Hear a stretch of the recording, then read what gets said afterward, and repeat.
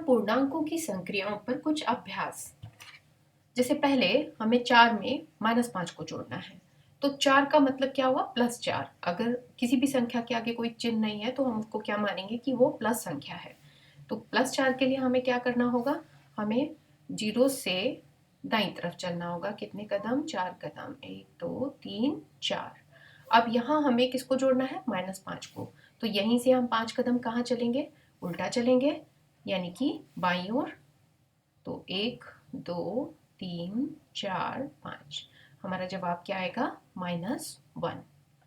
-2 में +2 को जोड़ना है। तो हम क्या करेंगे? पहले 2 कदम बाईं तरफ, 1 2। यहीं से 2 कदम, हमें चूंकि +2 को जोड़ना है तो यहीं से 2 कदम कहाँ चलेंगे? दाईं तरफ, 1 2।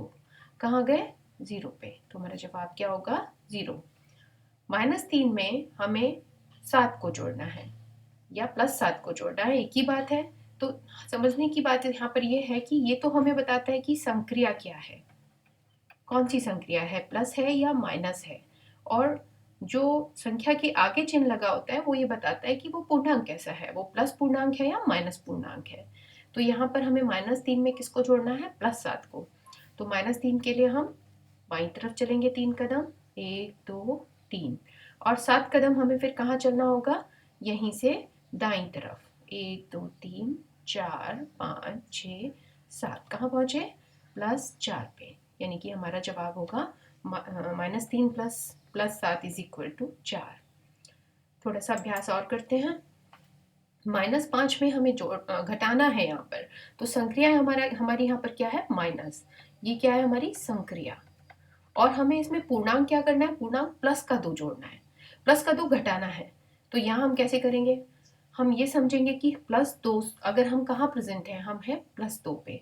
तो हम +2 से -5 पे पहुंचने के लिए किधर और कितना चलें, क्योंकि हमें यहाँ पर क्या करना है? घटाने की संक्रिया करनी है। तो +2 से जब हम -5 पे चलेंगे तो हमें किधर चलना होगा?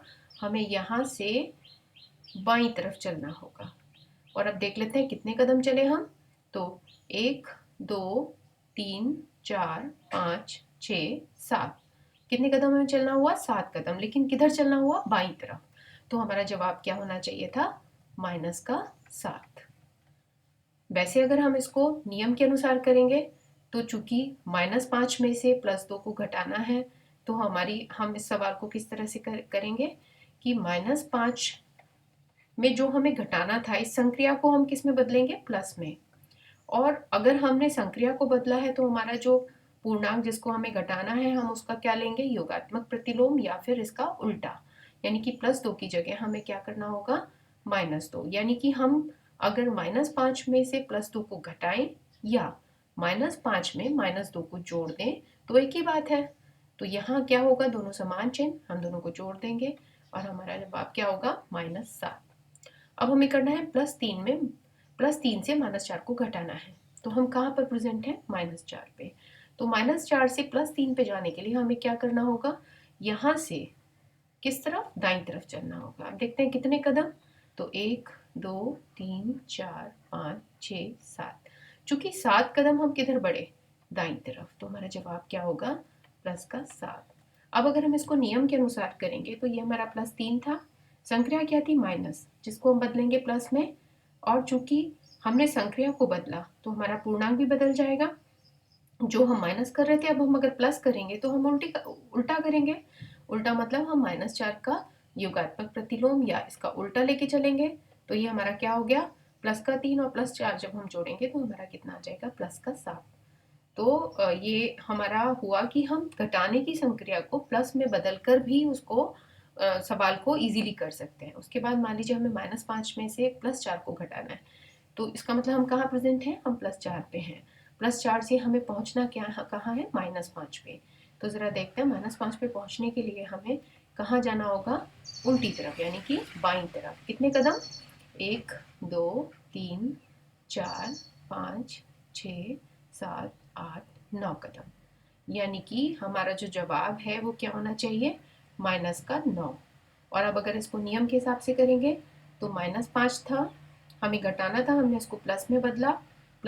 तो हम इसका योगात्मक प्रतिलोम लेंगे। अब दोनों समान चिन्ह, क्या करेंगे, जोड़ेंगे और चिन्ह किसका आएगा, माइनस का।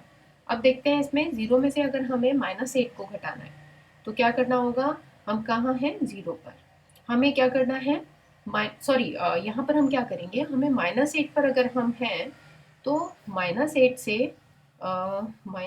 से ये सारे चिन्ह गलत लगे हुए हैं, -7 -6 -5 -4 -3 -2 -1, तो हम कहाँ हैं, -8। -8 से हमें किधर की तरफ जाना है, 0 की तरफ। तो हमें कितना चलना होगा, हमें 8 कदम सीधी तरफ चलना होगा, यानी कि दाईं तरफ चलना होगा। तो हमारा जवाब क्या होना चाहिए, प्लस का 8। अब इसको प्रक्रिया के हिसाब से करें अगर, तो 0 है हमारा, हम माइनस को प्लस में बदलेंगे तो हमें क्या करना होगा, इसका योगात्मक प्रतिलोम लेना होगा, यानी कि 0 में +8 को जोड़ें तो हमारा क्या आ जाएगा, +8। अब चलते हैं कुछ, ये तो हमने किया था संख्या रेखा की सहायता से। अब कुछ सवालों को करते हैं बिना संख्या रेखा की सहायता से। जैसे पहला सवाल है हमारा, -10 में हमें -6 को घटाना है, तो यानी कि -10 में से हमें -6 को कम करना है। तो -10 का मतलब अगर मैं इसको बटनों की हेल्प से करूं तो मेरे पास 10 बटन होंगे, 3 2 5, 1 2 3 4 5, ये 10 बटन है। 10 में से मुझे 6 बटन को कम करना है, कैसे बटनों को, लाल बटन को। तो मैं बड़े आराम से यहाँ से 6 बटन कम कर सकती हूँ। तो मेरे पास कितने बटन बच रहे हैं, -4, क्योंकि लाल बटन बच रहे हैं। तो मेरे पास आंसर क्या होना चाहिए, -4। अब ज़रा मैं इसको नियम के हिसाब से करती हूँ, तो मेरे पास क्या है, -10। -10 में से मेरे को किसको घटाना है, -6 को। तो इस संक्रिया को प्लस में बदलेंगे और -6 + 6 में कन्वर्ट होगा। अब दोनों असमान चिन्ह घटाएंगे, 10 में से 6 गया 4, साइन किसका, जो बड़ा है। 18 में से -2 को घटाना है, 18 माइनस की संक्रिया को प्लस में बदला तो ये किस में बदलेगा, -2 से +2 में। और मेरे पास क्या आ जाएगा, यहाँ पर दोनों प्लस चिन्हों के हैं, 18 के आगे कोई चिन्ह नहीं, मतलब ये प्लस का है। तो 18 और 2 कितने हो गए, 20। और चिन्ह किसका, अगर हम कुछ नहीं भी लगाएंगे हाँ तो वो समझ की बात, वो अंडरस्टूड है कि वो +20 ही होगा।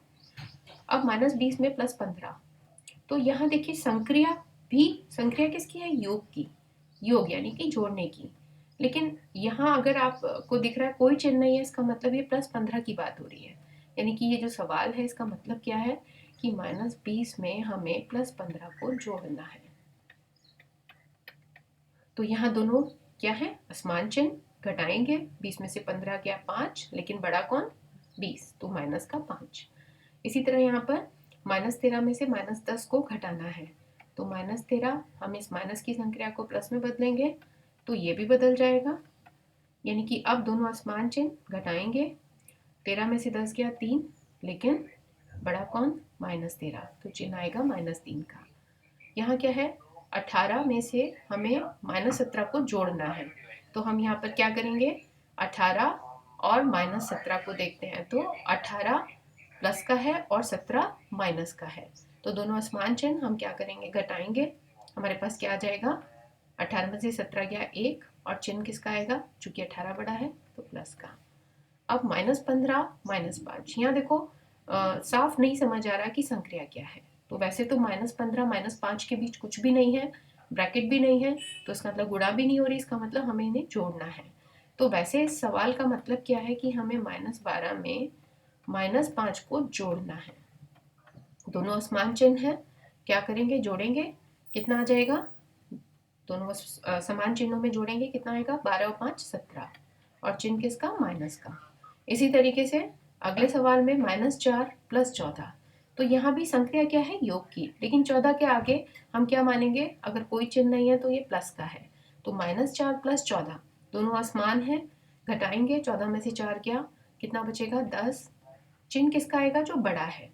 यानी कि इस सवाल को आप इस तरह से भी समझ सकते हैं, इसका मतलब हम योग कर रहे हैं -4 में +14 का, तो ये हमारा आ जाएगा प्लस का 10। इस तरह से अगला 12 में से हमें -3 को घटाना है, तो 12 में अगर हम -3 को घटाने की जगह 12 में +3 को जोड़ दें तो एक ही बात है, दोनों समान चिन्ह, क्या होगा, जुड़ जाएंगे, 12 और 3 15, चिन्ह किसका, प्लस का। -16 -2, तो यहाँ भी इसका मतलब क्या है कि हमें योग की संक्रिया करनी है और पूर्णांक कौन कौन है? पूर्णांक है, हमें क्या करना है? माइनस के 16 में -2 को जोड़ना है। तो कितना हो जाएगा? दोनों समान चिन्ह है, 16 और 2 18, माइनस के 18। 13 में -6 को घटाना है, हम योग में बदलेंगे और ये +6 में कन्वर्ट हो जाएगा। 13 और 6 19, ये बन गया +19। अब यहाँ देखते हैं -15 +16, तो इसका मतलब माइनस का 15 है और प्लस का 16 है जिसको हमें जोड़ना है। तो या तो इसको आप इस तरह से समझ लीजिए, या सीधा सीधा है, माइनस का 15 प्लस का 16, हमें इन्हें जोड़ना है। तो 16 में से 15 गया, एक चिन्ह किसका? जो बड़ा है, क्योंकि दोनों असमान है। यहाँ क्या करेंगे? 15 में से हमें -4 को घटाना है, तो माइनस को हमने योग की संक्रिया में बदला, तो इसका योगात्मक प्रतिलोम +4। अब दोनों समान चिन्ह के हैं, तो 15 और 4 19, चिन्ह किसका आएगा? प्लस का। तो इस तरीके से हम पूर्णांकों के घटाने का अभ्यास कर सकते हैं। अब कुछ और सवालों को देखते हैं। जैसे यहाँ पर हमें क्या करना है? -18 से +6 को भाग करना है। तो माइनस को जब प्लस से भाग करेंगे तो हमारा क्या आएगा? माइनस। और 18 से 6 को भाग देने का मतलब क्या है कि 18 को 6 लोगों में किस तरह बांटें कि उन्हें बराबर मिले। तो 3-3, अगर हम 3 में बांट दें, 3-3 6 लोगों को 3-3 दे दें, तो 18 को हम 6 लोगों में बराबर बराबर बांट सकते हैं। यानी कि हमारा जवाब क्या होगा? -3। इसी तरह +7 की गुणा जब +9 से करेंगे तो यहाँ पर 7 9 63, यानी कि 9 का 7 गुना करना है हमें।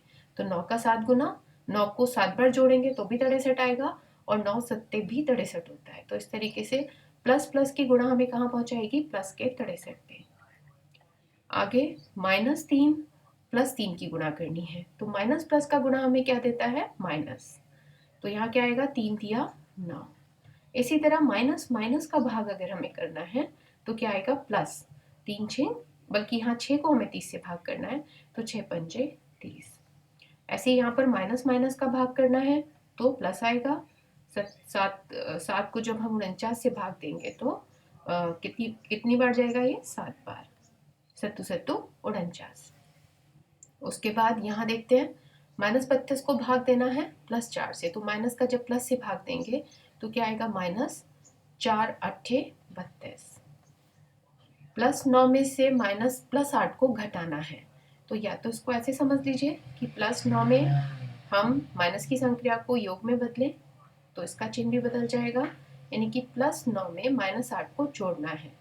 दोनों असमान चिन्ह घटाएंगे, चिन्ह किसका आएगा? जो बड़ा है। -5 में +4 को जोड़ना है, दोनों असमान चिन्ह घटाएंगे, चिन्ह किसका? जो बड़ा है। -30 में -5 का भाग देंगे, माइनस माइनस का भाग प्लस हो जाएगा, 5 6 30। प्लस माइनस की गुणा माइनस हो जाएगी, 9 की गुणा 9 से करेंगे, क्या आएगा? 81। इसी तरह अब यहाँ पर +5 में से हमें -5 को घटाना है, तो +5 में हम जोड़ेंगे किसको? +5 को, तो हमारे पास क्या आएगा? 10। लेकिन यहाँ पर -5 में हमें क्या करना है? +5 को जोड़ना है, तो यहाँ पर क्या होगा? -5 +5, दोनों असमान चिन्ह घटाएंगे, 5 में से 5 को घटाएंगे, क्या आएगा? 0। तो 0 ना तो धनात्मक है ना ऋणात्मक, तो अगर हम -5 से +5 की तरफ चलेंगे तो कहाँ पहुँच जाएंगे? 0 पे पहुँच जाएंगे। -15 से जब +3 को भाग करेंगे तो माइनस का भाग जब प्लस से करेंगे तो माइनस में आएगा, 3 पंजे 15। इसी तरह +9 की गुणा -3 से प्लस माइनस की गुणा -3 m 27।